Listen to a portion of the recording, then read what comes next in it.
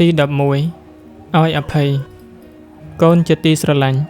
ក្នុងโลกនេះមិនមាននរណាដែលធ្វើអ្វីត្រឹមត្រូវឬល្អទៅទាំងអស់នោះឡើយព្រោះថា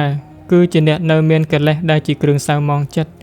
ហើយក៏មិនមាននរណាធ្វើអ្វីឲ្យត្រូវចិត្តយើងគ្រប់បែបយ៉ាងនោះដែរចំណែកយើងក៏ដូចគ្នាទោះជាយើងខំធ្វើល្អធ្វើត្រូវទៅគ្រប់យ៉ាងក៏ដោយក៏គង់មានគេតោះចិត្តនឹងយើងដែរអ្នកដទៃគេធ្វើអ្វីខុសមានការខ្វះខាតឬធ្វើអ្វីមិនត្រូវចិត្តមិនត្រូវអធ្យាស្រ័យរបស់កូនត្រូវចេះឲ្យអភ័យដល់គេកុំប្រកាន់កុំខឹងក្រោធនិងកុំទៅឆ្លោះប្រកែកតោះតែងអ្វីនឹងគេឡើយកូនត្រូវនៅស្ងៀមឲ្យបានល្អបើមានអ្វីត្រូវបកស្រាយកូនត្រូវមើលឱកាសមើលអ្នកដទៃហើយចិត្តរបស់កូនត្រូវតែត្រជាក់មិនក្តៅក្រហាយពិចារណាឃើញហេតុឃើញផលច្បាស់សិនសឹមនិយាយកូនត្រូវចាំពាក្យទាំងនេះទុកថាឫស្សីអាងបន្លាការពារខ្លួនប្រាជ្ញអាងច្បាប់ក្បួនការពារខុសជនពាលគ្មានអ្វីអាងទាំងអស់អាងតែឆ្លោះតទល់កម្លាំងបាយការកូនឲ្យអភ័យដល់គេហើយ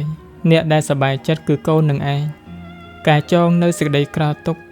គឺជាការចងដុំភ្លើងនឹងចិត្តត្រូវគិតអាឃាតព្យាបាលកិនរោគឧបាយបៀតបៀនគេរឿយជាដើមមានតែអាក្រក់ប៉ុណ្ណោះមិនមានអ្វីល្អឡើយការឲ្យអភ័យម្យ៉ាងទៀត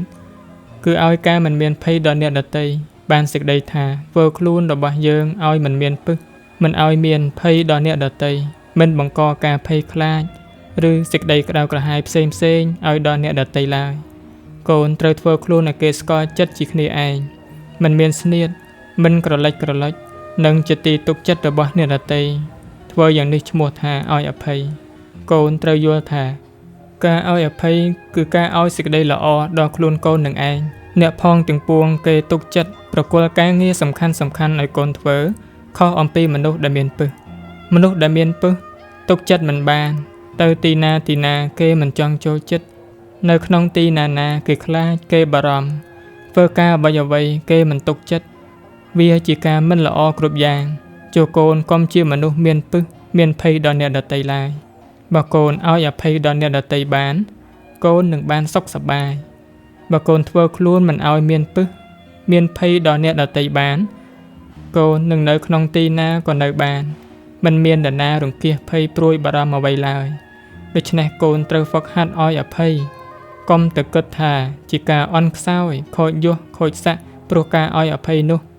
ដោយហេតុតែមនុស្សយើងស្រឡាញ់យសស្រឡាញ់ស័ក្តិប្រកាន់អំណាចខ្លាំងក្លាពេកនឹងឯងទើបត្រូវមកបង្កកម្មពៀននឹងគ្នាមិនមានទីបំផុត